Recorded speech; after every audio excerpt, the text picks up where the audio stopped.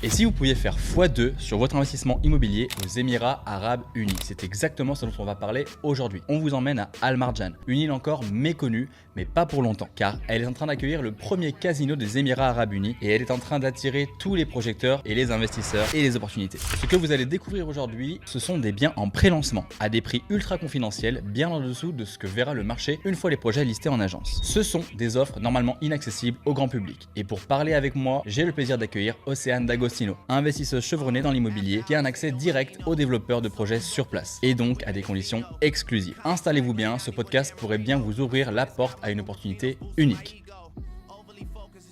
Hello Océane, bienvenue dans ce podcast.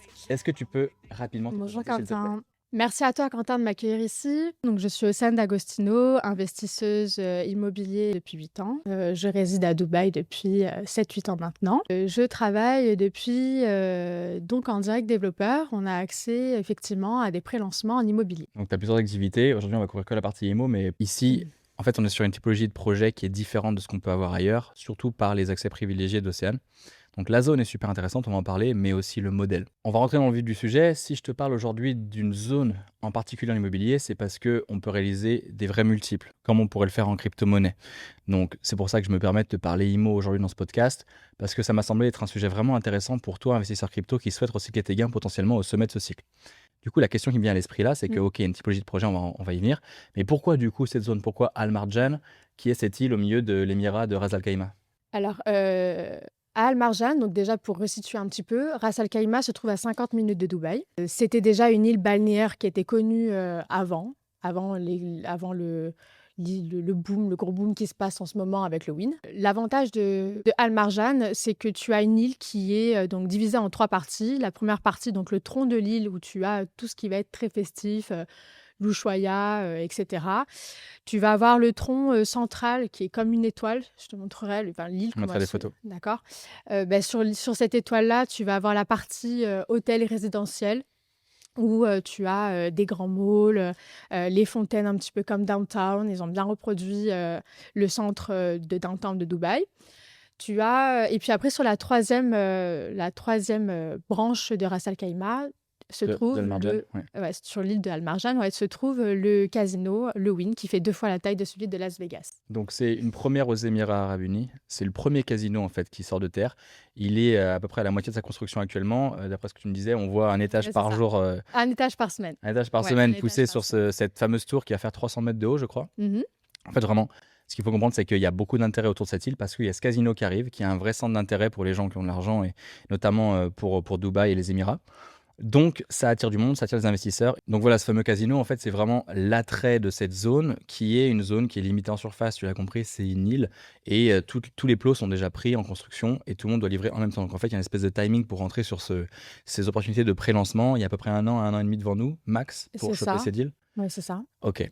Donc, Ras Al Khaimah, enfin, Al Marjan plutôt, c'est pas juste un casino, il y a d'autres avantages? Non, ouais, c'est une île qui est spécialisée sur les divertissements. Hmm. Donc là-bas, tu vas avoir énormément de shows. Tu as 20 restaurants qui sont dans le Wynn. Tu auras des feux d'artifice tous les soirs autour du Wynn. Mhm. Il y aura beaucoup de spectacles, beaucoup de shows. Ça va être vraiment très festif. Ouais, la zone en elle-même, c'est des plages de sable blanc avec de l'eau cristalline, c'est des hôtels de luxe, des restaurants de luxe. C'est ça. À côté, il y a les montagnes de Ras Al Khaimah, Oui, il y a avec la la plus grande plus tyrolienne du grande monde, tyrolienne du c'est les routes monde. pour aller rouler avec des belles voitures. C'est ça, Je pense ça sur mon Instagram. pas très loin des montagnes. Non, c'est vraiment hyper bien situé. À la base, les personnes qui partaient, qui allaient sur Al Marjan, ce sont les gens qui étaient sur Dubaï et qui allaient là-bas pour 2, Changer 3 d'air. jours, quoi, changer d'air. Ouais. Trop bien. Et puis, il y a une forte demande de location sur Al Marjan. Les gens qui vont séjourner là-bas vont rester au minimum 2-3 nuits. Pourquoi? Parce qu'il y a des clubs, des beach clubs, le mall à visiter, le Wynn à visiter. Donc, c'est forcément une location Ouais, sur 2 ou 3 jours, 2 ou 3 nuits minimum. ouais, puis toutes les grandes marques en fait Ouais. s'y installent. Donc Et c'est toi, la première fois, ouais. voilà, toi, Première fois qu'il y a t'avais autant de marques, de grandes marques situées au même endroit. commercialisé avant ça le W. C'est ça. Pour ceux qui connaissent, c'est une grande chaîne d'hôtels. Pas que, ouais, ça Il y a fait. des grands noms qui arrivent qui pour le moment sont confidentiels. Ouais, on avait en fait, on est sur Al Marjan depuis 1 an et demi. On s'est occupé du pré-lancement du Lamborghini. Après, on a eu le pré-lancement aussi de l'Ushuaïa. Mhm. Là, on vient de clôturer le pré-lancement du W Marriott et aujourd'hui, on a le NH Collection. Mhm. On aura aussi, Sora, mais ça, je peux pas encore donner trop d'informations dessus. Mais oui, on a encore des pré-lancements sur NH Collection actuellement. Ok, t'as une idée de combien de temps il reste pour ce deal-là, pour NH? Pour le NH, là, 1 mois ou 2. Ok, le temps que les Ouais. dernières unités se vendent en Mmh. pré-lancement. C'est ça, ouais. Donc elle, on va revenir dessus, mais sa période de commercialisation, en fait, c'est la période entre guillemets VIP, privée, on appelle ça Family and Friends. C'est ce Ouais, qui c'est arrive ça. avant qu'en fait le bien soit lancé officiellement Mmh. et qu'il devienne en vente publiquement. Donc c'est vraiment, Tout à fait, ouais. voilà, c'est vraiment parce que vous êtes très proche, enfin, du moins toi et ton associé Oui, depuis alors, des années des mmh, promoteurs que vous avez ces accès quoi. donc pour t'expliquer, mon associée, elle est, partenaire avec, certains développeurs d'Almarjan depuis 12 ans Mmh. et moi, j'ai rejoint l'équipe il y a 8 ans. On a des accès en pré-lancement parce que quand ils lancent, leur projet, ils gardent quelques unités pour, leur famille, pour notre entourage, pour les amis. On a nous-mêmes, investi, dans ces projets-là. Ok, et donc vous avez un certain lot de logements par projet qui sont attribués à ce slot Family and Friends C'est ça, auquel vous avez le droit, enfin vous avez le c'est droit de ça. vendre vous quoi. L'avantage que tu as d'être en pré-lancement, c'est que, bah, tu arrives avant les autres Mm. et donc du coup, tu peux, choisir, ton unité, l'étage, la vue, le meilleur angle, voilà donc tu fais avant tout le monde, donc tu peux te positionner et ça te facilite aussi du coup pour la revente. Pour synthétiser, en fait, le truc le plus important qu'il faut comprendre ici, c'est que évidemment, quand tu achètes en pré-lancement, avant que ce soit commercialisé, tu as un prix entre guillemets VIP euh, qui n'est pas le prix public. Donc, c'est vraiment pour ça qu'on appelle ça les prix Family and Friends. C'est pour lancer le projet. Les premières unités sont vendues à des prix qui sont extrêmement intéressants puisque dans la phase de pré-lancement, si tu te positionnes sur un bien et que tu l'achètes, le prix que tu vas avoir au mètre carré ou au square feet, comme on dit à Dubaï, donc au pied carré, eh ben, tu vas le payer 2 fois moins cher qu'il va être listé, par exemple, lors du lancement, sur l'année qui va suivre. Et donc, ça te permet potentiellement déjà de faire une plus-value si tu revends ton bien que tu as acheté toi en pré-lancement. Parce que quand tu as un bien comme ça qui se lance, généralement, tu as beaucoup de gens qui attendent pour se positionner, surtout sur une zone comme Al Marjan où il y a beaucoup de demandes. Donc, en fait, tu as la chance de rentrer en amont sur un bien à un prix moitié prix, entre guillemets, que tu peux déjà, si tu le souhaites, revendre lors du lancement commercial officiel aux gens qui attendent d'avoir un lot dans cet immeuble. Alors c'est ça. Normalement, aux Émirats, la loi dit que tu peux revendre ton bien entre 30 et 40 du plan de paiement. Mm. Mais ça dépend des développeurs. Là, sur Al Marjan, c'est particulier. Le développeur avec lequel on travaille autorise la revente de l'appartement à partir de 20 Par le passé, il y avait eu des mauvaises pubs, des mauvaises histoires sur Dubaï de développeurs qui s'étaient barrés avec la caisse. Maintenant, c'est plus possible. L'État est derrière les développeurs qui se doivent finalement de collecter les fonds au fur et à mesure et de construire. Mais en plus de ça, il y a une autre garantie dans ces projets-là avec ces développeurs-là, c'est qu'eux ont déjà les fonds propres. En fait, ils n'ont pas besoin forcément de ces plans de paiement pour financer le bien. Ils doivent avoir les fonds propres déjà en amont pour construire. Donc ça amène une garantie pour les acheteurs. Et de plus, il y a l'État qui est derrière eux pour les forcer finalement, si jamais ils venaient à dévier, à assurer leurs échéances. Tout Donc à fait. le plan de lancement, enfin le plan de paiement, suivant le développeur, il peut être de différentes manières. C'est quoi les plans de paiement qui existent? Alors un plan de paiement normal, ça va être, 20 pour booker, ta réservation. Mhm. Ensuite, 3 à 6 mois après, tu payes 10. C'est 20 10 10 10, 20 10 10 10, Mhm. mais ça dépend des développeurs. Donc, Là, par exemple, pour le W, c'était 50 à l'entrée, 50 à la sortie. donc quand tu dis 20, 10, 10, 10, 20, 10, 10, 10, c'est quoi les échéances? C'est tous les trimestres?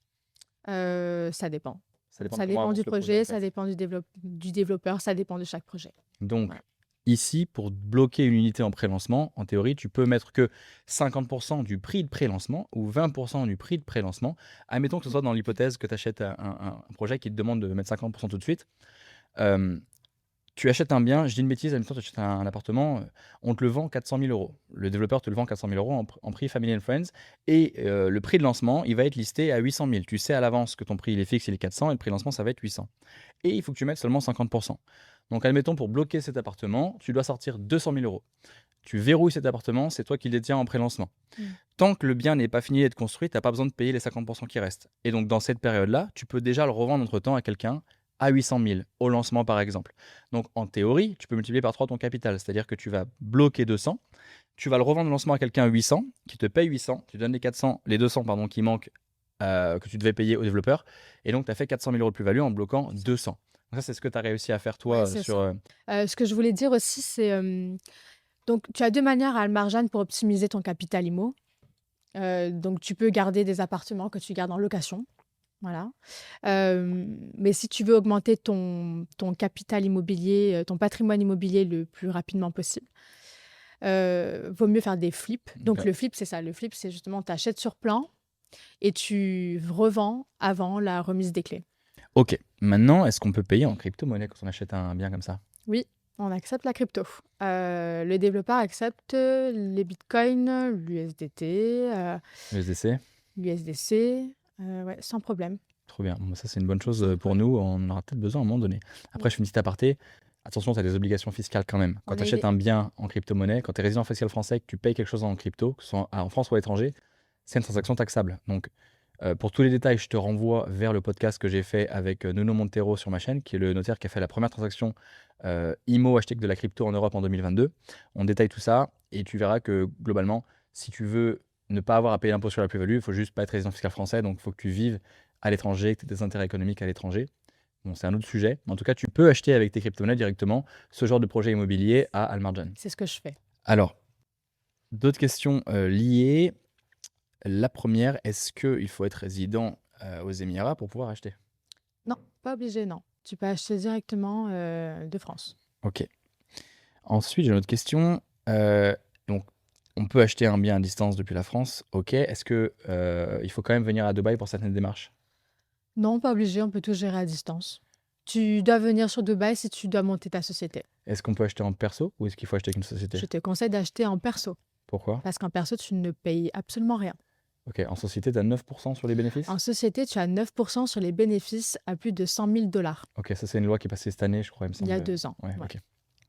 Très bien, compris. Donc, vaut mieux acheter en perso en l'état actuel. Après, ça Mm. dépend du montage de chacun, parce qu'il y en a qui vont vouloir avoir une société fille qui va être la fille d'une holding qu'ils ont peut-être en Europe ou ailleurs et tout détenir avec des sociétés. Ça peut être une Mais en solution perso, tu n'as intelligente. pas de limite, hein. Tu peux investir. Ouais, mais quand tu investis, souvent, il vaut mieux le faire sous une société pour protéger des actifs. Il vaut Mm. mieux avoir une société par type d'actifs pour protéger. Si jamais tu es attaqué à titre personnel judiciairement, au moins tes actifs sont protégés dans une structure. Ça peut être une bonne chose à savoir. Est-ce qu'il y a un budget minimum pour investir justement dans ces zones-là? C'est quoi le prix d'entrée pour acheter un appartement en pré-lancement à Almarjan? Le moins cher que tu puisses avoir, oui, tu peux avoir 300 000 €, ouais, des biens. 300, À 400? 300. À 300? 300 000 €, tu Ok. peux avoir des biens. Pour quelle surface à peu près? T'as une idée? Ça dépend du projet, à peu près 40, 50 000, 50 mètres carrés. Ok, donc on avait calculé C'est tout à des l'heure. chambres d'hôtel, ouais. Bon, ça dépend du projet, mais oui, si tu parles sur celui du NH, ouais. Tu veux qu'on regarde Eh des... ben, regardons les chiffres, ouais, vas-y. Ouais. C'est intéressant de savoir justement les prix au mètre carré. Mhm. Alors, il faut savoir qu'à Dubaï, on parle en dirham et Ouais. en square feet. Ouais, c'est Donc, ça. en dirham, en pied carré. Donc, il y a une formule simple à faire un produit en croix pour convertir ça en euros par mètre carré. De tête, il me semble que c'était pour ONH Alors, 45 mètres carrés, un exemple. Pour le NH, 1,7 million en dirham, ce qui faisait à peu près 430 ou 480 000 euros. donc, Et on était à 9 300 euros le mètre carré. donc ONH, l'appartement le moins cher. Il faut compter 1 686 650 dirhams. Mhm. OK? Tu mets 20% pour booker le bien. Donc, c'est une chambre, hein. C'est que une chambre ONH. Oui, parce Tu que mets... c'est des biens qui sont des hôtels-résidences. Voilà, Donc, c'est c'est des des hôtels, hôtels ouais. gérés. Et donc, quand on achète un bien, Mm. si on souhaite le conserver et pas le revendre, ça va être géré après par la marque comme le W, par exemple, C'est ça, c'est qui ça. prend des frais fixes et qui laisse un rendement derrière. Alors déjà, pourquoi le NH accepte le paiement et la revente à 20%? C'est parce que le NH, il n'y a pas beaucoup d'unités. Donc du coup, il peut se permettre de revendre rapidement ces appartements. Ok. Tandis que les autres projets qui ont plus de 600 appartements préfèrent attendre et revendre à 40% du plan de paiement. Les investisseurs préfèrent faire ça? Ouais. Pourquoi? Non, le développeur? Ah, le le développeur, il va développeur. imposer qu'on attende Ouais, 40%. Ok. ouais, généralement, ouais. Donc là, pour te reprendre, donc 1 686 650 dirhams. Donc ça, c'est l'achat du bien. Tu mets 20%, ça équivaut à 337 330 dirhams. Ouais. OK. Donc ça, c'est en pré-lancement. On va calculer en même temps en euros. Ok, 84 000 euros, Ok. c'est le premier paiement à faire C'est ça. pour l'appartement moyen à ONH, enfin petit, Exact. Donc, sur ce plan de paiement. Ok. donc en pré-lancement, Donc le prix au pré-lancement est à 3500 dirhams le square feet. Oui. Pré-lancement. Le lancement passe à 4000 dirhams le square feet. Donc déjà, tu as déjà la plus-value de sûr. Dans chaque projet qu'on fait entre le pré-lancement et le lancement, tu as cette plus-value de sûr. Bon, après, Alors, elle change en fonction du bien, hein. pour préciser, 3500 dirhams au square feet, on a calculé, ça fait 9533 euros au mètre carré. Donc c'est une zone déjà qui est cotée, hein. Donc entre le pré-lancement et le lancement, tu te fais dans ta poche, bon, tu as mis 337 330, hein. Ouais. Mais toi, tu gagnes 240 950 dirhams en plus-value. Tu fais 71% de plus-value sur le capital que tu as déposé. Donc, pour refaire le calcul, c'était 1,6 million au total, mais tu n'as mis que 337. Quand tu le revends, tu ne revends pas le même Tu prix. le revends à 1 900 000, 1 900 000, Mm. on arrondit à peu près, Mhm. hein, 1 927 600. Ouais. Donc, tu as l'achat à 1,6 million, tu le revends à 1,9 million, Mhm. tu as déposé 337 330 dirhams, mais toi, tu t'es fait 240 950. En dirhams. Donc, en gros, en 2 mois, en 3 mois, tu te fais déjà une plus-value de 71%. Donc en euros, ça fait 240 000 dirhams Voilà. de tête. Hein, Attends, je le trouve. Je demande en même temps, hein. Ça fait donc 60 000 euros de plus-value sur ce Mm. type de bien. Donc là, on est en effet sur environ 70% de plus-value sur cette opération-là, si on avait vendu directement au pré-lancement. Parce que si on attend, enfin si on avait revendu au lancement. Parce qu'encore Ouais. une fois, si tu attends que le projet soit Ah terminé oui, et que tu après, revends plus tard, oui, si tu tu le peux gardes. revendre encore Ah oui, plus oui. cher, beaucoup plus cher. Mais ça, c'est juste pré-lancement-lancement. C'est à Je peux 4 000. donner des exemples du W, de celui que j'ai eu avant, ouais. Vas-y, donne-moi le W. Le W, je l'ai eu en pré-lancement il y a... ça fait 1 an que je l'ai. Tout au début, je me suis positionnée, moi, je l'ai eu à 2600 dirhams le square feet. Mhm. Mais jusqu'à 2 mois avant le lancement, j'étais encore à vendre des biens. Enfin, j'avais encore des unités de disponibles. 2 mois avant le lancement, donc c'était en octobre, pardon. En octobre, j'ai réussi à vendre des unités à 2800 dirhams le square feet. Mais j'avais déjà le prix fixe du lancement qui était à 4500 dirhams. Ok. Donc là, c'était presque un x2, ouais. Ouais, c'est directement un x2 pour Ouais. celui qui arrive, en plus en 2 mois, quoi. Parce que quand En toi, 2 tu mois. arrives 1 an avant le lancement, donc tu attends 1 an pour faire ton x2. Oui, moi, je l'ai à Celui qui 2006. achète 1 ou 2 mois avant le lancement, s'il reste des unités, Ouais. il se fait son x2 comme ça. Et Bon, là, j'imagine c'est que pour là, le c'est parce qu'on W, avait encore des unités disponibles, sinon ouais, ça et en part. plus, donc j'imagine que le W, c'est une marque très connue. Il Ouais. y avait du monde qui voulait se positionner le jour du lancement. Donc, Ah oui, donc j'imagine que tu avais plus de demandes tu que peux d'offres. déjà avoir ouais, tu peux Tu peux revendre déjà sortir, en fait. directement ton Ok, appartement, donc ça bien c'est sûr. chouette parce que c'est assez liquide finalement. Donc est-ce qu'il ne faut pas se positionner sur des bâtiments qui ont moins d'unités pour justement être capable de s'assurer qu'il y ait de la demande? Oui, c'est ce que je te disais, c'est que l'avantage du NH, c'est qu'il n'y a pas beaucoup d'unités, donc du coup, tu es sûr de le revendre très rapidement et au lancement. Compris. Alors, Ouais. j'ai d'autres questions à te poser. Oui. Est-ce que tu peux m'expliquer comment ça fonctionne la réservation du bien jusqu'à la remise des clés finalement? Est-ce qu'il y a quelque chose à gérer au mieux? Non, le développeur s'occupe de tout. Tu arrives à l'agence, tu payes ton acompte. Si tu dois monter ta société, on a une équipe qui s'occupe du montage de société. Hmm. Si tu as un crédit, on peut s'occuper des crédits, mais c'est pas sur les off-plans. Et après, non, nous, on s'occupe de tout. On a une équipe qui s'occupe de la revente. Tu as simplement à acheter et faire ton dépôt. Et après, tu es le bienvenu pour le lancement. Et si tu veux le revendre à ton lancement, on a déjà une liste de personnes qui veulent racheter après. Ouais. Ok. Du coup, avant de revenir sur ce sujet-là, je vais juste parler des aspects légaux, financiers, fiscaux. Donc, il y a un notaire à Dubaï, tu en parlais tout à l'heure, avec des frais de 4%. Tu as 4% à payer de DLD, c'est ce qui correspond aux frais de notaire, que tu ne payes pas si tu fais un flip. Donc, parce qu'en fait, ça, les 4%, tu les payes normalement à la remise des clés à la fin. Mais si tu flippes, tu n'as pas besoin de payer les 4%. Ok, ça c'est un acte notarial qui est officiel. Est-ce qu'il y a d'autres frais annexes à connaître, d'autres frais d'enregistrement, notaire ou taxes? Non, tu n'as pas de taxes. Ok, donc c'est seulement 4% du prix total du bien à payer à la remise des clés à la fin. Tout à fait. Donc est-ce qu'il est possible de faire un crédit pour acheter ces biens? Est-ce qu'il faut être résident ou pas pour avoir ce crédit? Non, tu n'es pas obligé d'être résident pour avoir un crédit, mais tu ne peux pas faire de crédit sur des off-plans.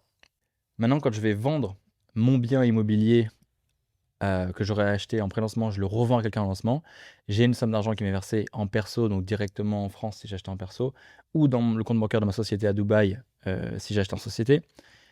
Si je me reverse cet argent directement, enfin si j'achète en particulier que je suis payé directement en France, c'est un revenu qu'il faut déclarer en France, donc il y aura un impôt sur la plus-value. Et si on l'achète en société et qu'on laisse l'argent dans la société à Dubaï, logiquement, voilà, il n'y a pas d'impôt tout de suite à payer en France parce que ça reste dans la société, on peut le réinvestir à Dubaï directement en immobilier ou directement en crypto-monnaie. Ça, c'est quelque chose de super important à savoir. Et donc, on l'a vu, si tu revends avec une société, tu as un impôt sur la société qui est de 9%, bon, qui est vraiment cohérent et correct. Maintenant, ce que j'aimerais savoir, c'est si je souhaite ne pas revendre mon bien, si je m'aperçois qu'il y a vraiment une grosse hype autour de Al Marjan, que mon bien peut encore faire un x2 encore l'année suivante en termes de valorisation, je veux le garder et je veux même le louer et profiter du rendement locatif. Mhm. On a une projection, une idée de ce que pourrait être le rendement locatif sur ces appartements? Mhm. Bon, déjà, tu payes le DLD, donc 4% des frais de notaire, hein, si tu gardes ton appartement et que tu le mets en location. Après, le développeur, lui, il a une équipe qui s'occupe des locations, enfin des gestions locatives. Mm. Et sur tes revenus, sur tes bénéfices de tes revenus, de tes loyers, non, tu n'as pas de taxe dessus. Mais est-ce qu'on a une idée du rendement, de combien de pourcentage par rapport au prix d'achat? Alors aujourd'hui, on ne peut pas donner de chiffres exacts. Je sais juste qu'à l'heure d'aujourd'hui, tu as déjà des appartements qui se louent entre 400 et 700 euros par nuit. Mhm. Mais aujourd'hui, il n'y a rien sur l'île. Pour le moment. Pour le moment, il n'y a rien sur l'île. Et les prix des loyers sont déjà, enfin des appartements sont déjà entre 400 et 700. Ok, donc il n'y a pas encore assez de recul sur la zone pour avoir une idée du rendement tout de suite. On sait que c'est une zone qui va être très active. En plus, la première année, évidemment, il faut que tout se structure, se goupille. Donc forcément, la première année ne va pas être forcément C'est ça. représentative en termes de location, de remplissage. Mais évidemment, avec un certain recul et un certain historique, les biens pourront afficher une rentabilité. Après, de toute façon, l'important pour nous, c'est surtout de regarder l'aspect flip-revente. Oui, oui, ça c'est le plus intéressant. Après, bon, ils parlent de louer quand même des appartements autour de 1 500 euros par nuit. Hein. Ok. 1 500 euros par nuit. Je sais qu'à l'Ushuaïa, le propriétaire de l'Ushuaïa a décidé de fermer pour rénovation celui d'Ibiza, Mhm. pendant qu'il va ouvrir celui d'Al Marjan. Donc, ils pensent le remplir et avoir sa Ouais. clientèle habituelle là-bas, c'est donc ça. sur le remplir. Donc, tu as l'opportunité de louer ton bien si tu le souhaites. Ce bien, il va donc générer un rendement. Sur le rendement, il y aura une partie que le développeur va garder puisque c'est les frais fixes de maintenance et les communs en fait de l'immeuble. Et puis il y aura un net. Donc on n'a pas encore les ratios sur ce type de bien. C'est pour ça qu'un investisseur qui arrive maintenant en pré-lancement, lui, s'il veut pas réfléchir à toute la suite, de toute façon, il revend au lancement et après se débrouillera celui qui rachète plus tard éventuellement. Bon, après les choses vont s'éclaircir à l'avenir, mais Bon, après, le flip idéal pour moi, c'est tu bénéficies du tarif en pré-lancement, Mhm. mais de ne pas le revendre forcément au lancement. L'avantage du pré-lancement, c'est que tu sais déjà sur le contrat, c'est écrit noir sur blanc ce que tu vas gagner. Mm. Mais c'est tout dans ton intérêt de garder ton bien jusqu'avant la remise des clés. Mm. Parce que tu vas gagner, tu vas prendre en plus-value juste derrière. Est-ce qu'il est plus avantageux, à ton sens, de faire un flip, de le revendre, ou de vouloir le garder en gestion locative, finalement? Peut-être le louer 2-3 ans et puis après vouloir le revendre.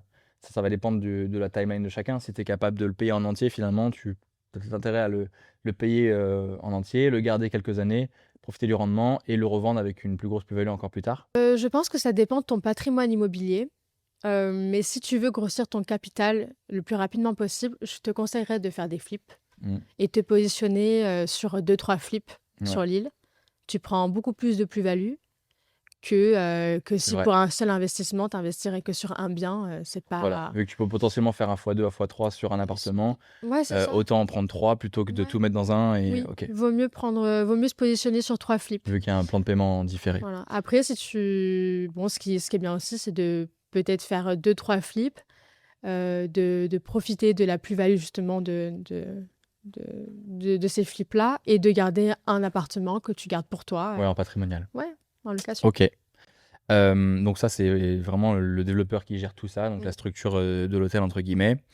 Et donc, c'est finalement totalement automatisé, la gestion Ouais, tout est automatisé. de ces biens si tu les gardes. Tu n'as absolument ça. rien à gérer, tu n'as pas Non. besoin de trouver une agence. Non. Les frais sont déterminés à l'avance par le développeur. Par le développeur, on C'est a super l'équipe qui facile. s'occupe. Ouais, on a l'équipe qui s'occupe de tout, des créations de société et de la gestion locative derrière et de la revente. Ok. Donc maintenant, je voudrais venir sur tout ce qui est sécurité et garantie. Est-ce que, comment ça se passe si le promoteur il est en retard finalement sur sa construction? Est-ce qu'il y a un dédommagement pour les investisseurs? Est-ce qu'il y a quelque chose de prévu ou simplement il a la pression de l'État qui lui dit qu'il faut qu'il se dépêche et Il a juste, je sais juste qu'il a des amendes auprès du WIN et auprès des autorités. OK, c'est le casino qui va mettre une amende aux développeurs s'il est en retard pour construire Et son les bien. autorités. OK, très bien. Donc ça, c'est une certaine pression financière, Mhm. sur le développeur. En termes de garantie, on en parlait tout à l'heure, le promoteur, enfin les promoteurs choisis pour développer sur cette île-là, ils ont déjà en théorie les fonds propres pour construire ces biens et la commercialisation sert juste à la rentabiliser et à faire un profit, mais ils n'en ont pas besoin nécessairement pour construire. Exactement. Ça, c'est garanti par Ça, c'est l'État aussi? garanti, c'est écrit sur le contrat. OK. Pour la partie composante administrative, L'objectif dans tout ça, ce qui est bien, c'est que tu peux avoir le Golden Visa si tu investis dans un bien d'une valeur, donc c'est la valorisation du bien, c'est pas ce que tu mets, mais d'une valeur de 500 000 $. mmh, Donc, à partir de là, tu bénéficies du Golden Visa, ce qui te donne 10 ans de visa. Donc, tu peux faire autant d'entrées et de sorties sur le territoire. Tes parents et tes enfants bénéficient aussi. OK, donc avec toute ta famille, tu peux venir habiter à Et Dubaï avec ton un visa de conjoint. 10 ans, Ton si tu conjoint investis dans un bien qui aura une valorisation de plus de 500 000 $ une C'est fois ça. terminé. C'est ça, Ça, c'est le Golden Visa. OK, Mhm. donc ça, vous aidez à faire ces démarches pour l'avoir. totalement. Il n'y a pas besoin de créer une société pour ça, c'est en particulier aussi? C'est compris dans l'IMO. OK. Donc, si demain je décide de revendre mon bien, cet appartement, est-ce que j'ai encore mon Golden Visa? Je peux rester aux Émirats ou est-ce que ça m'annule mon visa? Non, si tu revends ton appartement, ça t'annule ton visa. OK, donc il faut avoir toujours au moins un appartement d'une Toujours valeur de 500 000 d'une $. valeur je de les ai. 500 000 $. OK, très bien, c'est compris. Une autre information importante à savoir, c'est que maintenant, quand on investit aux Émirats Arabes Unis, et ça, dans l'agence de Océane, ils le proposent, c'est de pouvoir justement constituer le testament qui va inclure les biens que vous aurez achetés aux Émirats Arabes Unis. Avant, c'était pas possible, maintenant on peut le faire, donc on peut, comme en Europe, préciser exactement comment va se passer la transmission par rapport aux biens que vous avez aux Émirats. On arrive maintenant au bout de ce podcast destiné à vous démontrer comment on pourrait réaliser potentiellement un x2 en investissant dans ces projets en pré-lancement à Al Marjan. Donc merci Océane pour toutes ces réponses à ces Merci à questions. C'est une opportunité qui est vraiment très belle en réalité pour beaucoup de gens en Europe. C'est des choses qui peuvent paraître trop belles pour être vraies. Et pourtant, c'est bien réel, c'est bien tangible. Et ce que je vous invite à faire, en fait, si vous voulez plus d'informations, c'est regarder dans la description. J'ai mis un lien. Vous pouvez avoir plus d'infos et surtout demander un rendez-vous, demander plus d'informations, prendre contact avec Océane. Ça vous permettra de poser toutes vos questions, d'en savoir plus. Si besoin, allez voir sur place pour voir comment ça se passe. On vous mettra des images de ce à quoi ressemble Al Marjan aujourd'hui. En tout cas, le but pour vous, c'est de vous montrer une opportunité à part entière pour que vous puissiez recycler vos gains crypto ou simplement investir en l'état actuel si vous avez les capacités. Maintenant, à vous de faire le choix de la saisir ou pas. Et rappelez-vous d'une règle importante, c'est que quand vous investissez, quand vous diversifiez même vos gains, ayez toujours une certaine diversification, une certaine répartition, ne mettez pas tout au même endroit. Donc cette opportunité-là, c'est comme une autre opportunité, ça doit rentrer dans un portefeuille d'investissement. Ne mettez pas tout dans une zone économique ou dans un type d'actif. Soyez intelligent par rapport à ça. Donc merci beaucoup pour votre attention. On se retrouve du coup la prochaine fois pour un autre podcast lié aux crypto-monnaies. En attendant, on vous souhaite de tout cœur de réussir ce cycle en crypto-monnaie. Ciao, ciao, à bientôt.